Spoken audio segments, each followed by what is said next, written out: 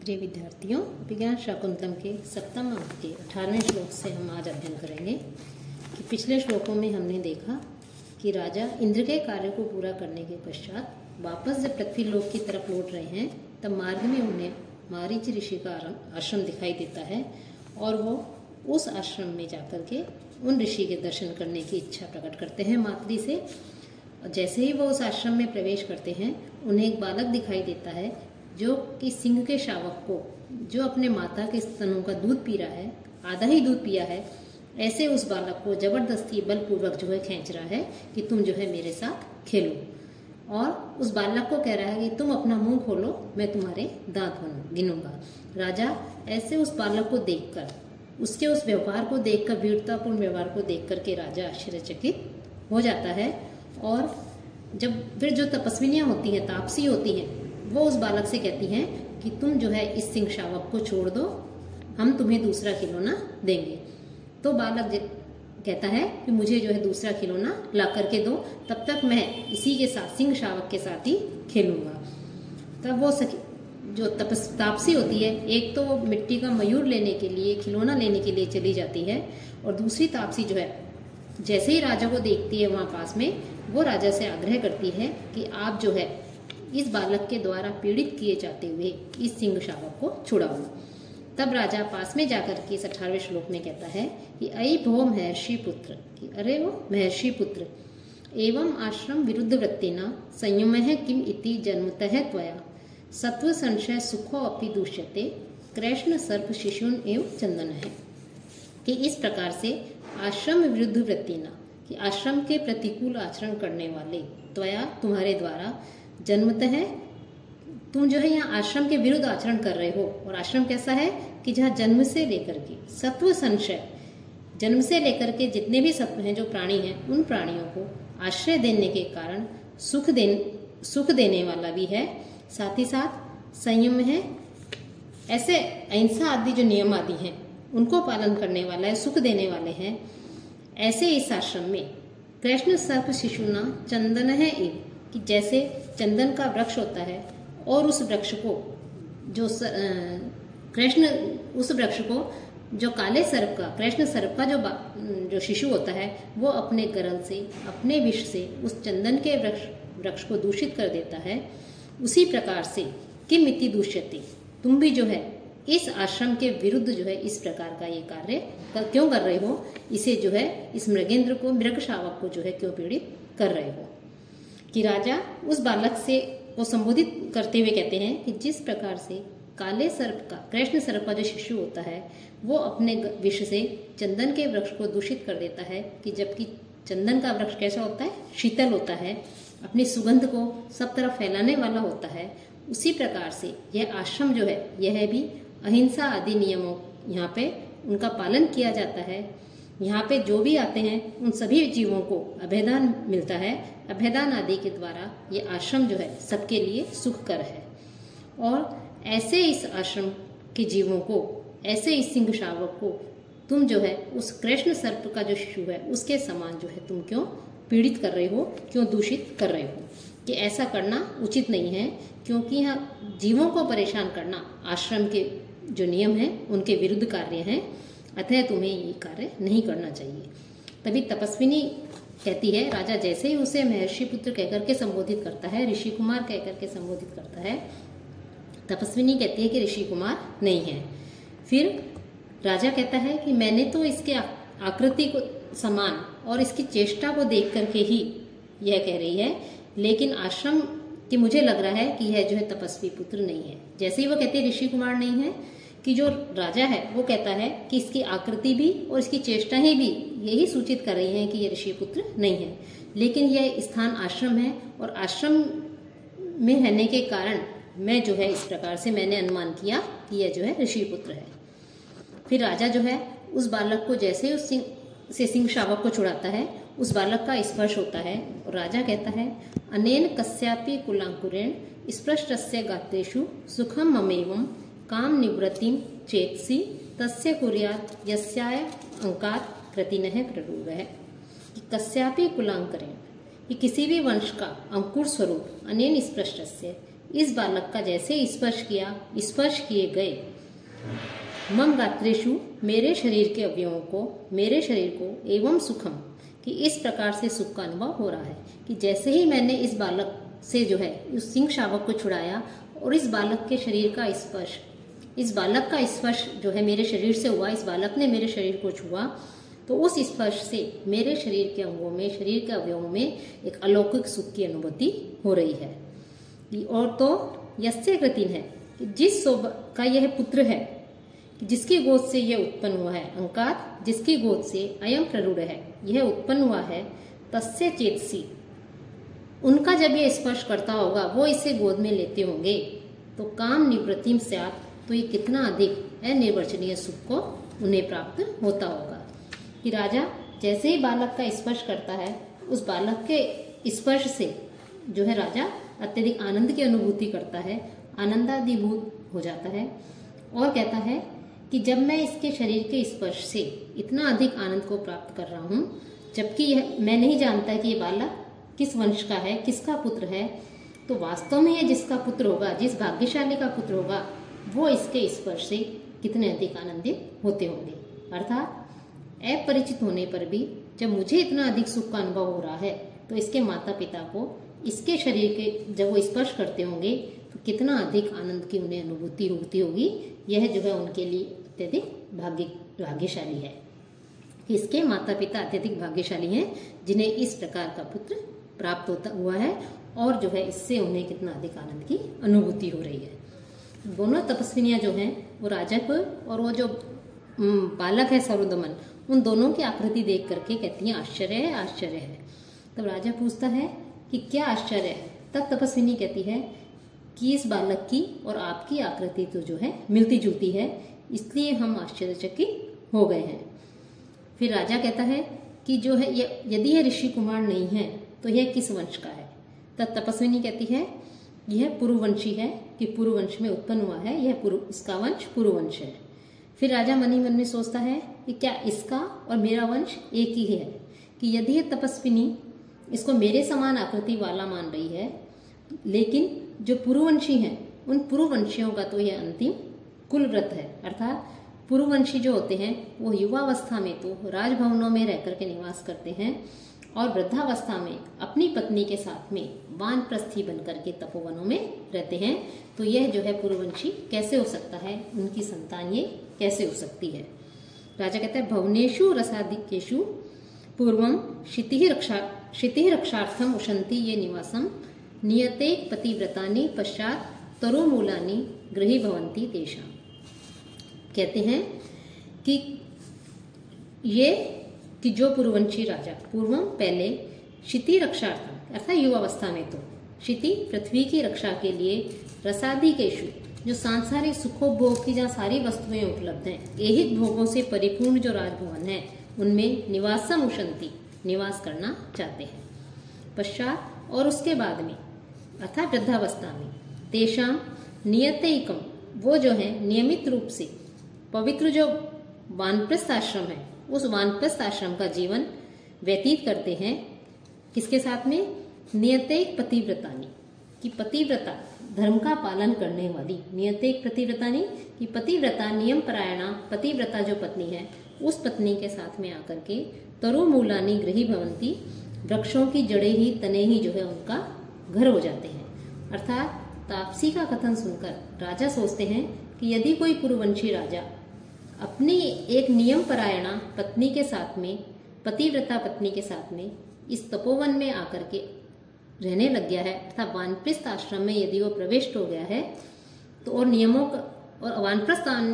आश्रम में आने के पश्चात यहाँ व्रत नियमों आदि का पालन करने से संतान उत्पत्ति नहीं हो सकती। यदि कोई पुरुवंशी युवावस्था में ही अपनी पत्नी के साथ में यहाँ आकर रहने लगा हो, तो यह भी संभव नहीं है कि कोई भी पुत्र व्यक्ति जो है, कोई भी जो है इस वानप्रस्थ आश्रम में अपने पुत्र को साथ में लेकर के नहीं आता। वो वानप्रस्थ आश्रम में तो केवल पत्नी ही साथ आ सकती है, पुत्र नहीं। फिर पुरुवंशी जो राजा हैं, उनका तो यह कुलव्रत भी रहा है कि वो पृथ्वी का पालन पोषण करने के लिए, पृथ्वी की रक्षा करने के लिए राजा कह रहे हैं कि वो युवावस्था में तो सुख आदि से परिपूर्ण जो राजभवन में उनमें निवास करते हैं और जब वो वृद्ध हो जाते हैं तो अपनी संतान के ऊपर राज्य का भार सौंप करके तब नियम आदि का पालन करने वाली जो पतिव्रता पत्नी है उसके साथ में ऐसे आश्रमों में आकर वृक्षों के नीचे जो है निवास करते हैं, कुटिया बना करके आश्रम में रहते हैं वृद्धावस्था में। तो यह बालक पुरुवंशी कैसे हो सकता है? यह बालक पुरुवंशी कैसे हो सकता है? क्योंकि वानप्रस्थ आश्रम में पुत्र के साथ आ नहीं सकते और ये जो पुत्र है उस पुत्र को वानप्रस्थ में जो है आश्रम में तब प्रवेश किया जाता है जब माता पिता राज कार्य आदि का भार उसको सौंप करके वानप्रस्थ आश्रम में प्रवेश करें। तो राजा जो है वानप्रस्थ आश्रम में रहने वाले राजाओं के पुत्र जन्मादि की संभावना जो है उसको जो है दूर कर दिया गया है कि इस प्रकार से जो है यह पुरुवंशी कैसे हो सकता है, राजा के मन में संदेह होता है। तब तपस्विनी कहती है कि राजा फिर उनसे पूछता है कि मनुष्य जो है अपनी शक्ति से इस स्थान को प्राप्त नहीं हो सकते, कि यह स्वाभाविक विषय नहीं है कि यह पुरुवंशी, ये कह रही है तो हो सकता है पुरुवंशी हो, लेकिन ये स्वाभाविक नहीं है, कोई न कोई अलौकिक शक्ति हो सकती है। तब तपस्विनी कहती है कि अप्सरा से संबंध होने के कारण इसकी माता का जो है अप्सरा से संबंध है और इसकी माता जो है उन्होंने देवताओं के गुरु जो कश्यप है उनका जो आश्रम है इस आश्रम में इस बालक को उत्पन्न किया है। तो राजा जो है तभी राजा के मन में एक आशा जगती है कि हो सकता है ये मेरा ही पुत्र हो। लेकिन अपने शंका को और दूर करने के लिए, संदेह को दूर करने के लिए राजा कहता है कि किस नाम वाले राजर्षि की पत्नी है। तब तापसी कहती है कह तस्य धर्मदाग परित्यागिनो नाम संकीर्तितुम चिंतयिष्यति, कि अपनी धर्मपत्नी का परित्याग करने वाले उसका नाम लेने के विषय में कौन सोच सकता है। तब उसकी बात को सुनकर के राजा कहता है कि यह कथा भी मुझे ही लक्षित करके लक्ष्य बना रही है, अर्थात यह कथा भी मुझसे मिलती जुलती है कि इन तापसियों के अनुसार तो इस बालक की माता का उनके पति ने परित्याग कर दिया और मैंने भी अपनी पत्नी शकुंतला का परित्याग कर दिया है, वंश भी एक है पुरुवंश, तो ये जो है कथा जो है मुझे ही लक्ष्य बना रही है।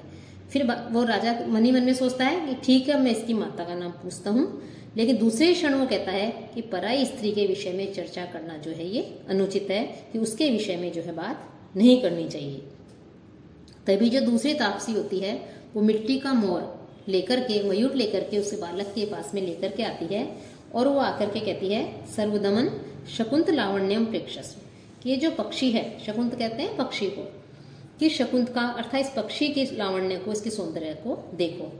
तो जो बालक है सर्वदमन है, उसकी माता का नाम भी शकुंतला है और वो जो तापसी होती है वो शकुंत शब्द का उच्चारण करती है पक्षी के लिए। तो बालक जो है वो सोचता है कि मेरी माता जो है वो आई है। तो बालक नाम में समानता होने के कारण बालक कहता है कि मेरी माँ कहाँ है, कुत्र वा मम माता, मेरी माता कहाँ है।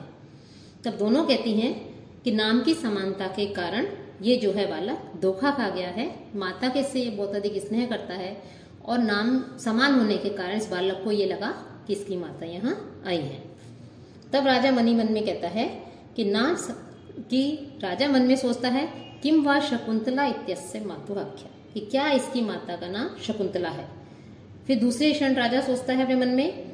कि नामों की समानता भी बहुत मिलती है, कि एक समान नाम भी जो है बहुत से पाए जाते हैं, हो सकता है इसकी माता का नाम जो शकुंतला है वो भी मेरे दुख बढ़ाने के लिए ही हो सकता है। फिर बालक कहता है, जैसे ही मिट्टी का मोड़ लेता है वो कहता है कि यह मोर मुझे प्रिय है, मैं इससे खेलता हूँ। तभी जो पहली तापसी होती है वो आश्चर्य से घबराहट के साथ में देख करके कहती है रक्षा करंडकम अस्य मणिबंधे न दृश्यते, इस बालक के कलाई में, इसके में जो मणिबंध बांधा हुआ था, रक्षा सूत्र जो बांधा हुआ था इसके मणिबंध में, कलाई में, वो दिखाई नहीं दे रहा है। कि वो जो बालक है सर्वदमन है, वो सिंह शावक को जबरदस्ती अपनी माता का जो दूध पी रहा है उसको खींच रहा था, तो उसी के कारण उस रगड़ से जो है वो रक्षा सूत्र उसके हाथ से गिर जाता है। तो जब उसके हाथ में कलाई में वो रक्षा सूत्र नहीं देखती हैं तापसियां तो वो घबरा जाती हैं और कहती हैं कि वो रक्षा सूत्र दिखाई नहीं दे रहा है। तभी राजा को वो रक्षा सूत्र नीचे गिरा हुआ दिखाई दे जाता है। तो राजा कहता है कि यह रक्षा सूत्र जो है यहाँ गिर गया है, ऐसा कहकर के राजा उसे उठाना चाहता है। तभी दोनों जो तापसियां होती है वो कहती हैं माँ खलु एतदम अवलम, कि इसे जो है मत उठाइए, इसे मत छुइए। कथम क्या वहितम अने, इन्होंने इसे उठा लिया है, कि वो दोनों उसे उठाने से रोकती हैं। और फिर वो देखती हैं कि उनके रोकने से पहले ही राजा ने उसे उठा लिया है, तो वो आश्चर्यचकित हो जाती है, एक दूसरे को देखती हैं कि क्या इन्होंने उठा लिया है। फिर राजा पूछता है कि आप लोगों के द्वारा मुझे क्यों रोका गया इसे उठाने से। तो पहली तापसी कहती है कि श्रृणोतु महाराज, कि महाराज सुनिए, एषा अपराजिता नाम औषधि अस्य जातकर्म समये भगवता मारीचेन दत्ता, कि जो जातकर्म संस्कार है उस संस्कार के अवसर पर भगवान जो मारीच हैं उनके द्वारा इस बालक को यह औषधि दी गई थी। ये इस औषधि का नाम अपराजिता है, कि अपराजिता नाम की औषधि है, और यह भगवान मारीच के द्वारा, कश्यप के द्वारा जो है इन्हें, इस बालक का जब जातकर्म संस्कार हुआ था उस समय यह दी गई थी। कि 16 संस्कारों में जातकर्म संस्कार को चौथा संस्कार कहा गया है। यह बालक के जन्म के तुरंत पश्चात किया जाने वाला संस्कार है, और इसमें जो नवजात शिशु है उसकी जिह्वा पर जो शलाका से ओम लिखा जाता है, उसे घी और मधु आदि चटाया जाता है। ये संस्कार वैसे पिता ही करता है, लेकिन पिता के नहीं रहने पर अन्य कोई दूसरा व्यक्ति भी इस संस्कार को कर सकता है। तो कह रहे कि जब इस बालक का जातकर्म संस्कार हुआ तो वैसे तो इसके पिता को करना चाहिए, लेकिन इसके पिता ने इसकी माता का परित्याग कर दिया है, तो इस संस्कार को जो ऋषि मारीच है, महर्षि मारीच है, उन्होंने किया, और उन्होंने उस अवसर पर इसके हाथ में जो है ये अपराजिता नाम की औषधि बांधी। और इस औषधि को माता पिता और स्वयं को छोड़कर कोई दूसरा इसे नहीं उठा सकता। यदि ये हाथ से गिर जाए तो इसे माता पिता और स्वयं के अलावा कोई दूसरा नहीं उठा सकता। तब राजा कहता है कि यदि कोई इसे अत गृह्णाति, यदि कोई दूसरा इसे उठा लेता है तो पहली कहती है ततः तम सर्पो भूतवा दंशति, कि तब यह सर्प औषधि जो है अपराजिता औषधि, ये सर्प बन करके उसको काट लेती है। तो राजा कहता है क्या आप दोनों ने कभी ऐसा देखा है कि इस औषधि ने किसी को सर्प बन करके काटा? तो दोनों कहती हैं कि बहुत से ऐसे अवसर आए हैं कि औषधि जो है इस बालक की कलाई से नीचे गिर गई और किसी माता के अलावा, इसके अलावा किसी अन्य ने उसे उठा लिया, और वो जो है इस औषधि ने सर्प बन करके उसको कस लिया। ये एक रक्षा सूत्र है, इससे जो है इस बालक की रक्षा होती है, इसलिए इसकी कलाई पर ही रक्षा सूत्र बांधा गया है। राजा फिर प्रसन्न हो जाता है और कहता है कि अब मेरा मनोरथ एक तरह से पूर्ण हो गया लगता है, अपने मनोरथ का अभिनंदन करो। अर्थात इनके अनुसार तो माता पिता और इस बालक के अलावा अन्य कोई नहीं उठा सकता, और इस औषधि को मैंने उठा लिया है नीचे भूमि पर गिरी हुई को, और इसने सर्प बनकर के मुझे नहीं डसा, तो मुझे विश्वास हो गया कि ये जो है मेरा ही पुत्र है, मैं इसका पिता हूँ। ऐसा कहकर के बालक का आलिंगन करता है। तब जो तापसी होती है वो कहती हैं कि इस सारी घटना को हम शकुंतला को बताने के लिए चलती हैं। हे सुव्रते आओ, हम जो है शकुंतला को सारी घटना बताते हैं। ऐसा कहकर के दोनों निकल जाती हैं। तभी बालक कहता है कि मुंच माम यावन मातु सकाशम गमिष्यामि, कि मुझे छोड़ो, मैं माता के पास जाऊंगा। राजा कहता है हे पुत्र, मया सहैव मातरम अभिनंदिष्यसि, कि मेरे साथ ही अपनी माता का अभिनंदन करोगे। फिर बालक कहता है कि मम खलु तातो दुष्यंत है, कि मेरे पिता दुष्यंत हैं, न तुम नहीं। फिर राजा से स्मितम मुस्कुरा करके कहता है एष विवादेव प्रत्यायति, यह विवाद ही मुझे विश्वास दिला रहा है कि यह मेरा पुत्र है। इसके पश्चात जो शकुंतला होती है वो एक वेणी को धारण करने वाली जो शकुंतला है वो वहां पर जो है प्रवेश करती है, और प्रवेश करके शकुंतला कहती है कि सर्वदमन की जो औषधि थी, रक्षा सूत्र जो था, उसके विषय में मैंने जब सुना कि किस प्रकार से वो इसके हाथ से गिर गई और किसी के द्वारा उठा लिया गया, और इसने जो है अपना जो विकार है उसको नहीं दिखाया, अर्थात सर्प बन करके उसे नहीं डसा, तो मुझे इस प्रकार से मेरे भाग्य पर मुझे विश्वास नहीं था कि मेरे जो पति है राजा दुष्यंत मुझे ढूंढते हुए आएंगे, खोजते हुए आएंगे। लेकिन दूसरे क्षण कहती है कि जैसा कि सानुमति ने मुझे कहा था कि राजा किस प्रकार से मेरे विरह के कारण व्याकुल है, पश्चाताप कर रहा है, दुखी है, तो उससे जो है ये संभव भी हो सकता है कि राजा जो है मुझे ढूंढते हुए यहाँ आ गए। तभी राजा शकुंतला को देख कर ही कहता है अये सा इयम अत्र भवती शकुंतला, कि अरे यह आदरणीय सम्मानीय वही शकुंतला है, कि जो यह वही शकुंतला है जिसका मैंने परित्याग कर दिया था। और अब इसकी कैसी अवस्था हो रही है उसका वर्णन राजा कह रहे हैं। वसने परिधूसरे वसाना नियम शाम मुखी धृत एक वेणी ही अति निष्करुणस्य शुद्धशीला मम दीर्घम विरह व्रतम विवर्ती। परिदूसरे वसने वसाना, परिदूसरे कि मलिन जो वस्त्र हैं, ऐसे वसने वस्त्रों को वसाना धारण किए हुए हैं, कि इसने जो शकुंतला है, इस शकुंतला ने मलिन वस्त्रों को धारण किया हुआ है। मलिन जो वस्त्र हैं, जो 2 वस्त्र हैं, उन वस्त्रों को धारण किए हुए हैं। साथ ही साथ नियम शाम मुखी, नियमों का, आश्रम में रह रही है तो आश्रम में नियमों का, व्रतों का पालन करने के कारण कृश मुख वाली, कृशकाय मुख वाली, कमजोर मुख वाली, तृतीयक वेणी और एक चोटी धारण करने वाली, शुद्धशीला शुद्ध आचरण करने वाली, और अति निष्करुणस्य अत्यधिक निष्ठुर, जो मम दीर्घम विरह व्रतम, मेरा जो मेरे द्वारा त्यागा गया, निष्ठुर पति मेरे द्वारा कारण से बहुत दिनों से विरह का जो व्रत है, मेरे विरह का जो व्रत है, उस व्रत का विवर्ती ये पालन कर रही है। उस व्रत को अपनाती हुई ये अपना जीवन व्यतीत कर रही है। कि कवि ने 3 विशेषणों के द्वारा विरह व्रत का यहाँ पर वर्णन किया है, बताया है कि एक तो वसने परि दूसरे वसाना, कि अर्थात इसने जो है मलिन वस्त्र धारण कर रखे हैं 2, एक उत्तरीय और दूसरा अधो वस्त्र। इन 2 मलिन वस्त्रों को धारण कर रखा है। नियम शाम मुखी, नियमों का पालन करने के कारण, व्रतों का पालन करने के कारण कृशकाय मुख वाली, और धृतेक वेणी और एक वेणी अर्थात श्रृंगार आदि से रहित केवल एक चोटी, एक वेणी को धारण करने वाली। तो इस प्रकार से यहाँ राजा ने कि जो पतिव्रता स्त्री हैं, उनको, विरहिणी जो पतिव्रता स्त्री हैं, उनका किस प्रकार का जीवन व्यतीत करना चाहिए, इसका यहाँ पर एक तरह से उल्लेख किया गया है, वर्णन किया गया है।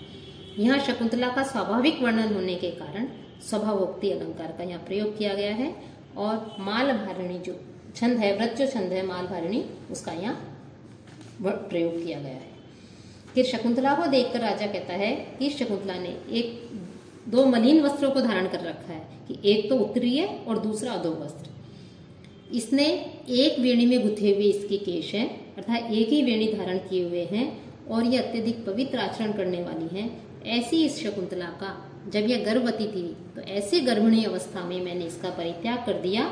और मैंने ऐसा करके मैंने इसके प्रति अति कठोर आचरण किया था। यह वही शकुंतला अब मेरे लिए दीर्घकालीन विरहिणी स्त्रियों का जो व्रत है, विरह जो व्रत है,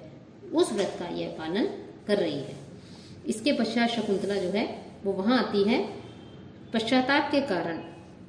जो है अत्यधिक मलिन आकृति वाले राजा को देखकर, उदासीन और मलिन आकृति वाले राजानम दृष्ट्वा, राजा को देख करके, न खल्लू आर्यपुत्र एवं, यह आर्यपुत्र जैसे तो दिखाई नहीं दे रहे हैं। कि विरह अवस्था में शकुंतला जो है वो भी कृशकाय हो गई है, वो भी पहचानने में नहीं आ रही है। उधर राजा दुष्यंत भी शकुंतला का परित्याग कर देने के कारण, पश्चाताप के कारण जो है विरह मलिन आकृति वाला हो गया है, विरही अवस्था के कारण उदासीन हो गया है। ऐसी उस राजा की स्थिति को देख कर, शारीरिक अवस्था को देख करके शकुंतला कहती है कि यह जो है राजा दिखाई आर्यपुत्र अर्थात महाराज मेरे पति जैसे, महाराज दुष्यंत जैसे दिखाई नहीं दे रहे हैं। ततः कै एषे इदानीं कृत रक्षा मंगलम दारकम में गात्र संसर्गेण दूष्यति। शकुंतला जो है राजा दुष्यंत को नहीं पहचान पाती दूर से देख करके, कह रही कि ये तो मेरे पति जैसे दिखाई नहीं दे रहे हैं, तो इस समय कौन होगा कि जो रक्षा सूत्र मेरे पुत्र की कलाई पर बांधा गया था, जिसकी रक्षा के लिए जो रक्षा सूत्र बांधा गया था, जिसका रक्षा मंगल किया जा चुका था, ऐसे मेरे पुत्र को अपने शरीर के स्पर्श से दूषित कर रहा है। अर्थात राजा दुष्यंत ने उसको, सर्वदमन को गोद में लेकर के बैठा हुआ है। तो शकुंतला कहती है कि ये तो मेरे पति जैसे दिखाई नहीं दे रहे हैं, तो यह कौन है जो मेरे पुत्र को अपने स्पर्श से जो है दूषित कर रहा है। तभी बालक मातरम उपेत्य, माता के पास में जाके कहता है, माता है एष्य को अपि पुरुषो माम पुत्र इत आलिंगति, यह कोई दूसरा पुरुष है जो ये मुझे कह रहा है कि मैं इसका पुत्र हूँ, अपना पुत्र कह करके ये मेरा आलिंगन कर रहा है। फिर राजा कहता है कि हे प्रिय, कि मेरी क्रूरता भी,